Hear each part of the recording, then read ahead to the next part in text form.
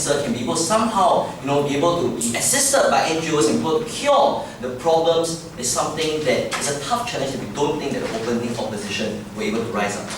Today what we're going to do is to help you understand what's the problem with keeping the cancer in and the necessity as to why we need this particular organization to come in and why corruption is particularly pernicious when it comes to the aftermath of a major disaster. So that's going to be the extension today. But before that, let me deal with some of the arguments coming from the other side. The main gambit coming out from opening opposition was the idea that, well, there's time sensitivity and we need the corrupt government working the NGOs to quickly deliver the aid into these places. And somehow the UN is going to be slower because of the reputation of being bureaucratic. Now we must understand there's a difference between like the United Nations General Assembly, which is reputed for its bureaucracy, versus these agencies are dedicated at doing their job. This is an agency with history of successful humanitarian relief operations. For example, Typhoon Nagis in the Philippines and the Aceh earthquake, right? So we don't think that these are individuals who don't know what they're doing, right? On the second level, we argue in this house that it's unlikely that states will block the aid from going in because ultimately this aid is humanitarian in nature and people are dying, and there's no geopolitical reason why you would do so, right? Because it simply doesn't look good on your country. But even if we were to agree on some level that UN aid doesn't go in, what we argue is that the NGO aid that you're talking about, we believe that it should not be managed by the corrupt government. The NGO aid that you so believe in should be managed by a decentralized agency by the UN. Why is this so? Because what you have in this house, in the absence of any leadership or in the presence of the corrupt leadership, is that these organizations are going to go in very haphazardly, often overlapping in terms of their areas of responsibility. That means you do not maximize the aid and ensure that in fact there will be some gaps in terms of where the aid goes to. We rather a centralized agency coordinate this NGO aid, and we think that they're better at coordinating this aid than the corrupt government because of three things. Firstly, the corrupt government or agents of the particular government might be victims of a disaster, which means that you may see certain individuals missing from their leadership. We will assume that the corrupt leadership is somehow efficient, right? On the second level, we argue that they may not be necessarily trained in disaster management, right? So even though I will agree that the corrupt government is not competent at bureaucracy,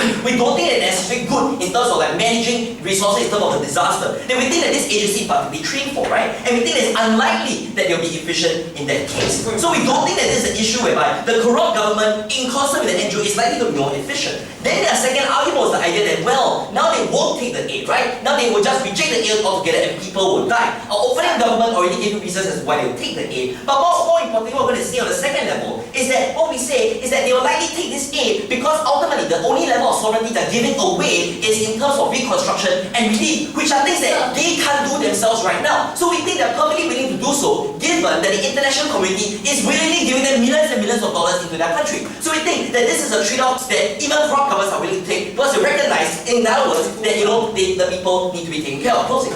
You still need to have coordination with the local governments because you have to manage the traffics of the airport and the port. You still need local armies, you still need the local police to coordinate you. Okay, sure. So on the first level, what we'll do is they'll take all these things. But in the case that we don't want to, then what we'll do is that we'll tell the local government where to send these people, right? We don't think that's a particularly big issue. Let us understand what's the problem and necessity of this policy. Because we think that opening government hinted at it by talking about how aid is stolen, but didn't necessarily dwell into the intricacies of what corruption means in the times of disaster. Well, what happens when is that it's not just that it's stolen to buy weapons, right? Usually, the corruption has implications on two levels, right? On the micro level, what we see is that this aid is likely to be distributed inequitably, right? Which means that this is usually used as an alternative form of vote buying by officials.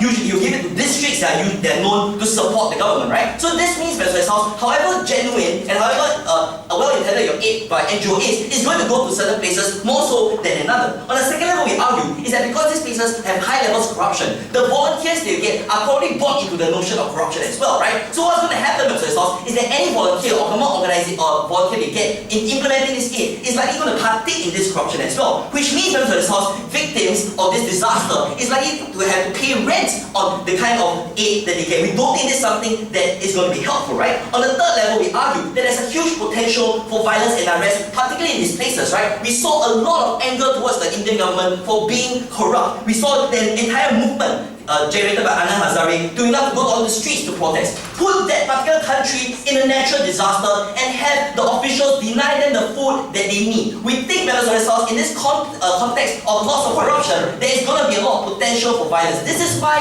we need a neutral agency to come in that has a reputation of neutrality, has a reputation of incorruptibility in order to take over these operations. Because now we think that individuals who are involved in partaking and implementing this aid will not be keen to do the same old things that are used to, because now it's under a different banner. We think that's particularly helpful. On the second level, on the macro level, when it comes to the reconstruction process, which no one talked about in today's debate, we think it's even worse. Because when the government decides, when the corrupt government decides, we think that they do not really care about the mandate of people. The only reason why they're able to maintain power in the corrupt government is through systems of patronage. What this means, for instance, is that reconstruction contracts are going to be to reconstruct hospitals, schools, and roads are going to go to cronies rather than the best vendors for the job. And what we argue, members of this House, is that UNAG is better able to do this because there is no affiliation, right? If we want to somehow, they were going to say, oh, you know what, we have a regional organization in place or whoever to decide. We think that all these organizations have some form of bias towards a certain entity, right? We think that UN is the only neutral arbiter that's going to decide this in a way that is fair. On the last level, we argue it's going to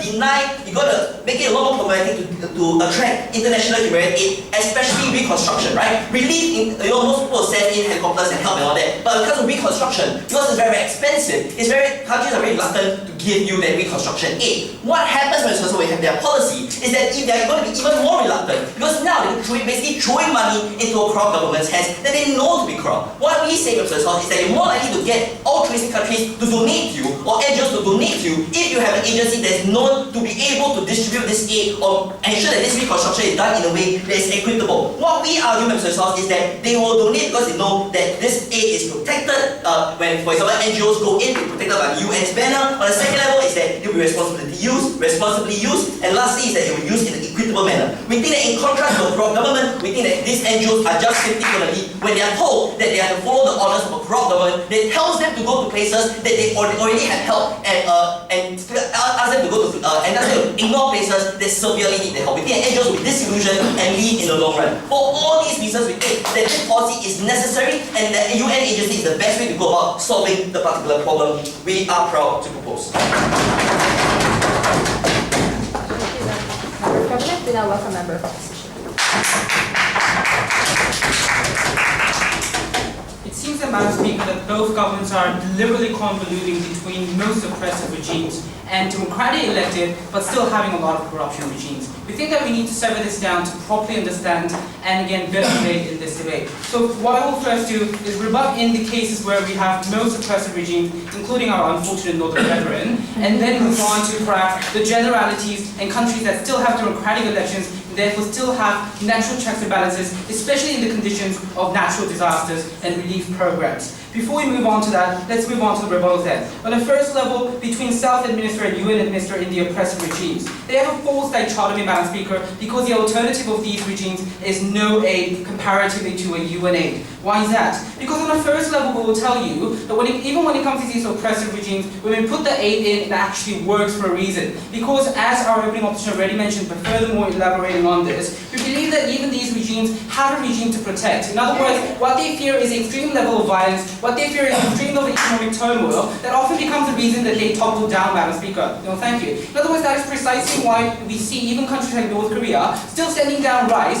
and still not having massive level of starvation comparatively to 1990s, because we feared in the first of 1990s, because we feared that North Korea having a nuclear weapon, we suspended all aids and we saw more than 300,000 dead alone in North Korea. We think that again in this context, aid is better than no aid. No, thank you. But on the second level argumentation, why their increase of accountability doesn't occur? Because for these corrupt regimes and oppressive regimes, they always use this non-aid as an excuse. In other words, what they do is argue that the international society is holding us as a hostage when we are going through one of the most difficult circumstances of our country. In other words, not taking the aid, no thank you, also increases their legitimacy. In other words, we are in a difficult situation, we agree, because sending them aid would also perhaps sustain this country for a particular time. But again, not sending the aid equally also sustains this country anyways. In that circumstance, what closing opposition better decides upon is sending the aid and at least saving lives on the ground. No, thank you. But let's now move on to generalities and rebuttals. No, thank you. Because on the third level, we think that delays occur. Because you still need to coordinate the police, you still need to coordinate the National Army, because you cannot go into these regions without your protection anyways, Madam Speaker. Not to mention, you still have to control the traffic of the airport and the port. The problem of all these infrastructures are that they are the vital sovereign infrastructures of your own country. In other words, once you start to suspend all these, as the opposing government suggests, you're suspending the sovereignty of the nation, and therefore they have no reason to accept it, even when it comes to countries like the Philippines, or even when it comes to countries like other democratically elected governments. No, thank you. In other words, the use of public infrastructure is necessary anyways, and you still have to again identify more than 3,000 islands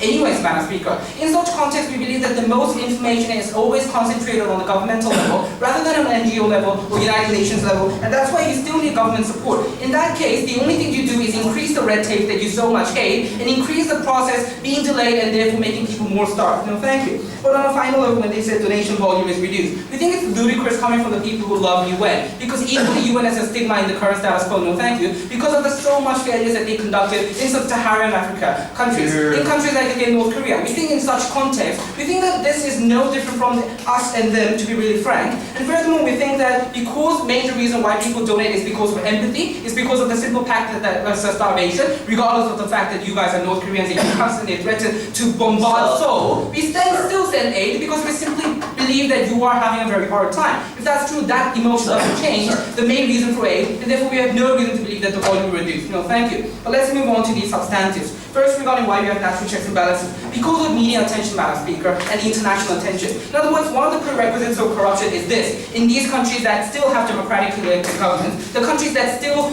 do punish people who are captured by corruption. In other words, in these countries, the prerequisite of corruption is not being exposed to corruption. In other words, in the context where you already have this, you don't have civil society, where you don't have enough level of media attention, it was possible for these governmental officials to go for corruption as much as they wanted. But these are unique circumstances where we have the most international attention, where most of the journalism attends to these ideas. In such context, it's nearly impossible for you to walk away free, no thank you, given with the characterization that the entire government said, that they said there's enormous amount of anger, that they said enormous amount of public interest also in these endeavors. In other words, in democratically elected governments, we still have the judiciary to punish these individuals as long as the international media will tell them that there's a severe corruption going on. There will be corrections of behaviors, no thank you, because it is a situation where you are impending on an election that you will most definitely lose if you don't do the correct natural disaster relief properly. In such context, we believe that it is most necessary to actually go for the national governments because we can believe in them in this context, not now. But moving on to the second argumentation regarding long-term reconstruction and relief. On the first level, we think that when it comes to these democratically elected governments, nonetheless they're corrupt, but still, we think that economic restructuring should be done by them. Why is that? Because when we go for reconstruction, we always have to prioritize certain regions over the others. In other words, inevitably, as they say, some people have to win and some people have to lose. In that context, we don't think it's in any ways the sovereign decision of United Nations to decide which regions should actually get the benefits and which regions should not. In other words, despite their corrupt, they still are having the democratic mandate coming from the people to decide upon which places are perhaps most viable regions, which places perhaps we have to go for employment better. In such context, we think that these governments should have the best in them. In other words, what we consider in here is, especially class of interest, because United Nations countries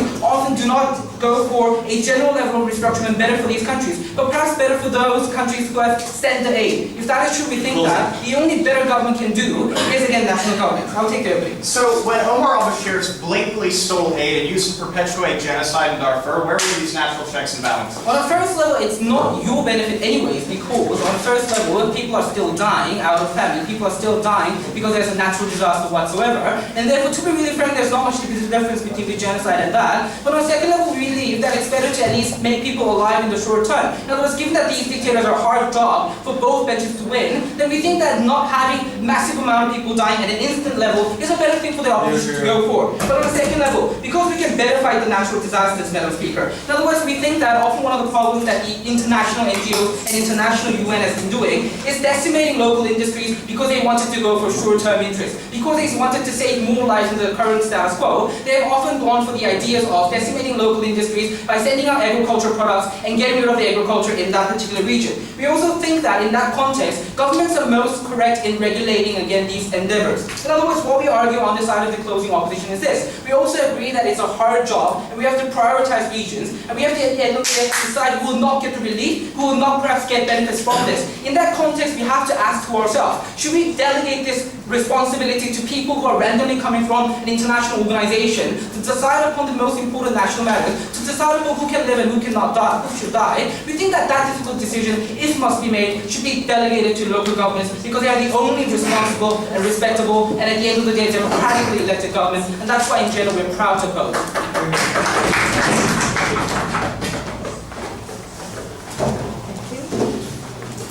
Topic 2. Here.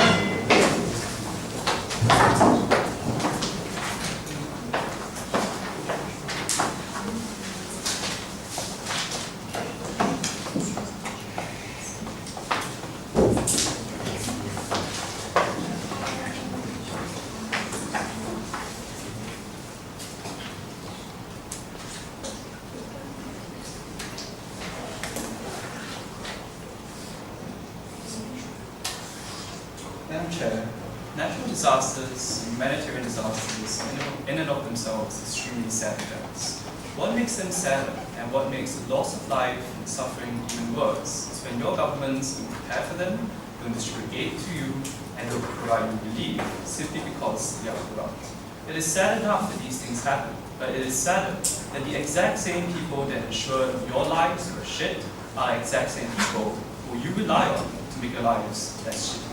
And that is why we hardly believe that the right policy in this motion should be one that puts the same power back into people who made such events so particularly heinous in the first place. If there was no other greater reason than on simple morality, we'd be happy to propose this motion, but there exist many others as well, to which we need to ask ourselves just two simple questions. The first is whether or not the UN or NGOs plus governments are faster at response, and second, what kind of responses are more efficient, and what exactly is the barometer of efficiency in individual? Pointer. Yes. If the UN, which loses legitimacy as a neutral body, once it starts pushing the top income regimes under the guise of humanitarian aid relief, how do you respond to that and understand within the UN's ability to reach other areas? I'd be happy with that. And so far as we're saving lives, I'm perfectly happy that the corollary to that is ever pushing against regimes that are bad in the first place. But that's not the focus we have here today. The first thing he told to us, and a big part of the opening opposition's case, is simply this, that the sheer scale and size of humanity of the UN makes it difficult for us to address these particular things. In other words, the case was simply the UN is slow and inefficient, and then they threw out one or two examples in which they kind of messed up. The problem with this is not really the question of whether the UN is in and of itself slow. We might accept that it is, but the question we need to ask ourselves is really, are NGOs faster, and are they able to cope with the sheer scale of these humanitarian disasters, to which really no response was given. The first thing we need to put out is that humanitarian disasters are never of the scale to which NGOs are capable of dealing with in the first place. Insofar as that's the case, the largesse of having a huge organization of that size and perhaps of that bureaucracy is essential to deal with the problem at hand. We're happy to say the kinds of bureaucratic decisions behind that is worth the trade-off given the kinds of resources that can match the things that are required in these circumstances. But second, it is them who think that this case is entirely mutually exclusive. Because our policy can't stop NGOs from going into these places, and they will continue doing this because our policy just can't stop them. But even if we did, we're very happy to say that NGOs would probably work with the United Nations. The only sole response we heard from the opposition was to say, but the minds of these UN people will blow if we add NGOs to them. But that's weird, given that the main supporters of NGOs are United Nations organizations to begin with. So, what are they going at? The last thing they said is that will it be slow, and would the decision-making process be slow? The first thing we tell you is that that's the reason we have specialized agencies in the first place, to cut through this red tape. But second, there are great incentives to why we want to be fast and accurate in the kinds of decisions we want to make, for two reasons. First, that disasters affect every single person within these regions, and many of these parties are involved. But second, on a simple level of reciprocity, These are the exact same reasons why I will ensure processes are fast now, so that if the same thing happens to me, these same things and processes can be replicated in my circumstance. What is the extension coming out from closing? They said, well, when national government does it better, there exists a host of checks and balances that occur because the media can unravel these things. There's great attention there. Which kind of assumes that's the case. We would wish that national disasters before all corrupt governments, because that would make all corrupt governments less corrupt, just because these media institutions make it better. No thanks. That's weird, because it isn't even about whether or not these governments are democratic or not. It's the simple fact that these governments are already crippled by that exact disaster. Never mind the fact that the people within these institutions and parties are already perhaps not the best individuals you want. We think in comparison, having the United Nations and a centralized authority with the largesse and the capabilities to do these things on the comparison is considerably better. No thanks. Second, what kind of response is therefore the most efficient one?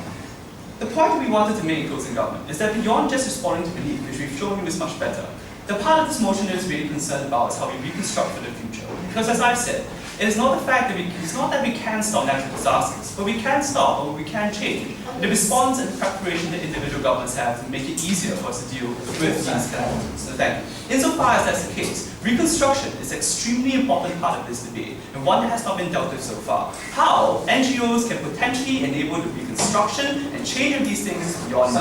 No thanks. But let's deal with this individually. First, what happens if they don't take it?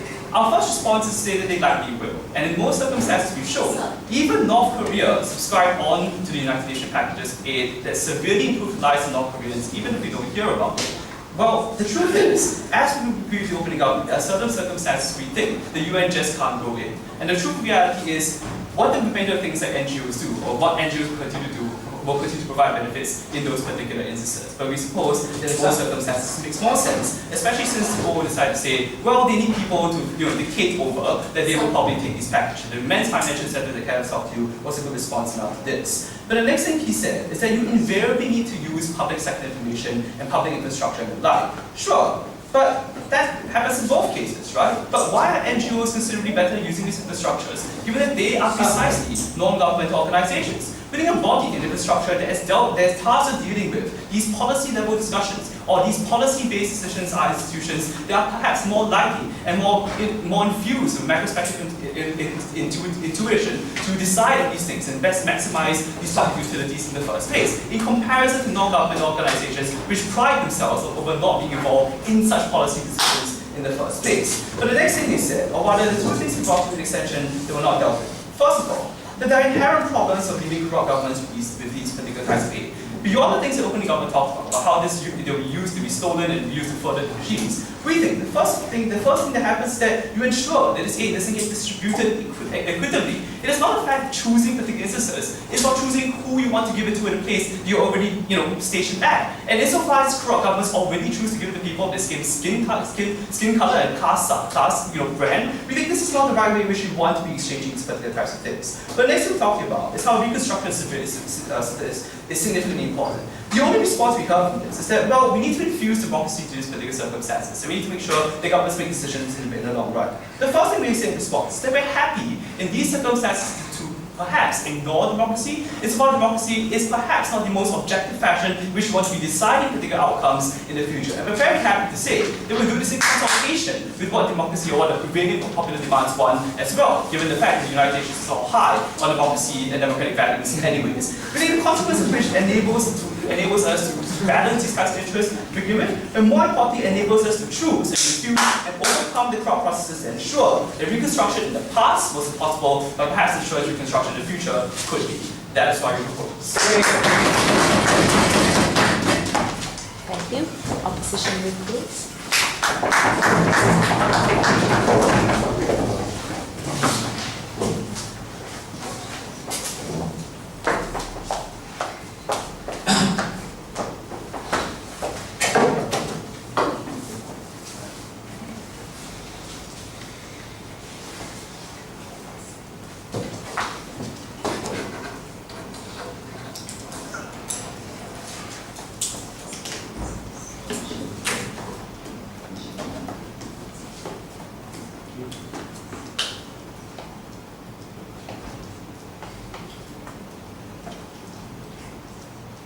Madam Speaker, often we do want to save lives in natural disaster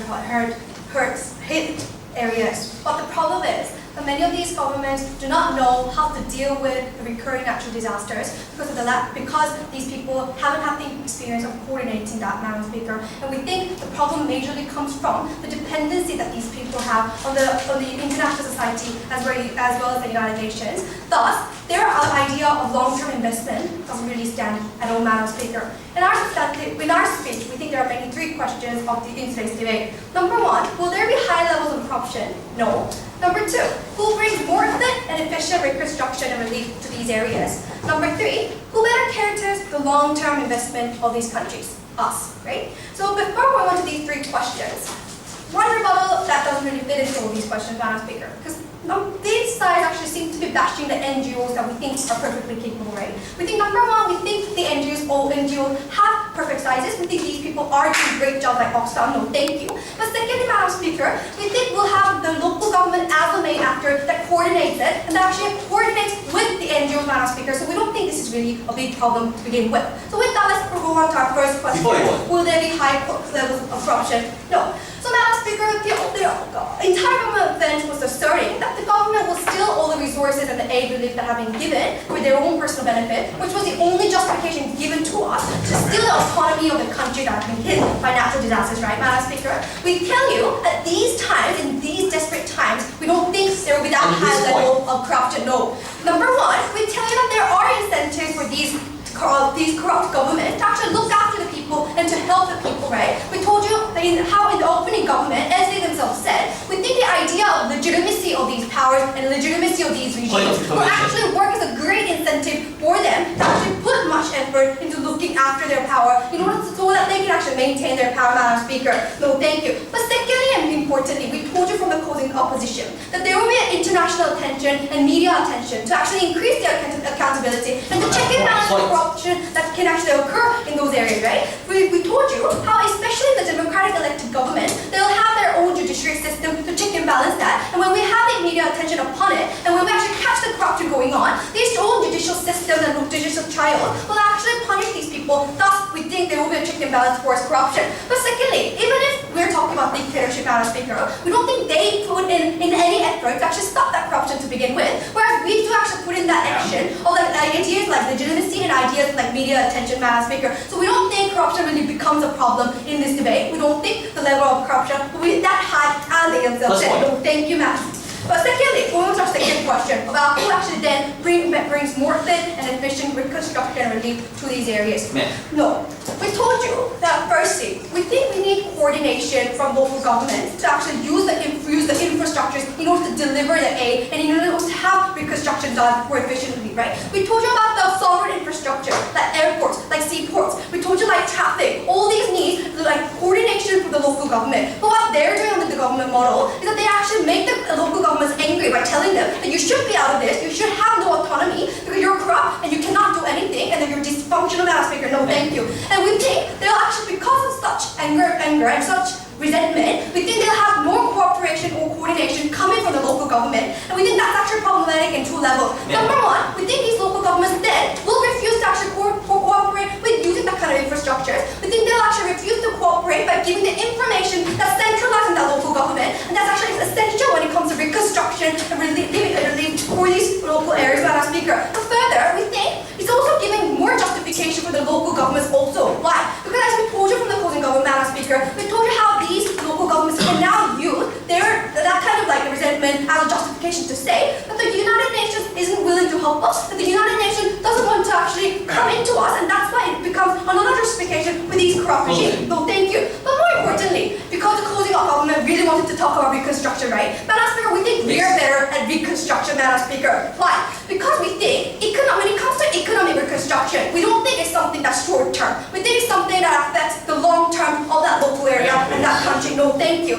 And we think it's actually a systematic reconstruction that's actually very hard to change and very difficult to change even in the future, Madam Speaker. That's exactly why we do actually need a democratic mandate to come from the citizens. We need to listen to the voices of the people in order to change the reconstruction, Madam Speaker. That's what they do is to actually step out that kind of voices, to actually ignore those voices from the people. And that's why, Madam Speaker, we think they actually hinder the self-determination of those countries, whereas we want the representation participation of these people when it comes to reconstruction of these areas, Madam Speaker. But further, we think they hinder reconstruction because of the politicized nature of the United Nations, Madam Speaker. We think in the United Nations there are clashes of interest, right? So when they actually prioritize like reconstruction of that economy in those countries, we think that they're prioritizing something, a market that they can actually benefit from, right? For example, maybe they want to invest in an area that they can sell, or they invest in an area that they can actually get benefits from. We think that kind of prioritization that comes from the United Nations is actually harmful towards the economic reconstruction of these local areas also. But before I go on, yes, sir.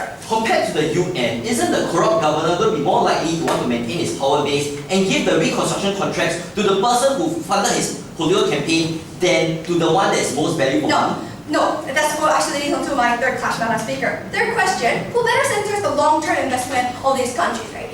So the only example that came from opening government was the idea of mosquito nets, which actually failed, Madam Speaker. They actually ignored many of the local mosquito net producing companies within that local area. That's actually harmed all those local people within that area, Madam Speaker. So they actually failed in that local investment to begin with. Then, Coordination government tells us about reconstruction.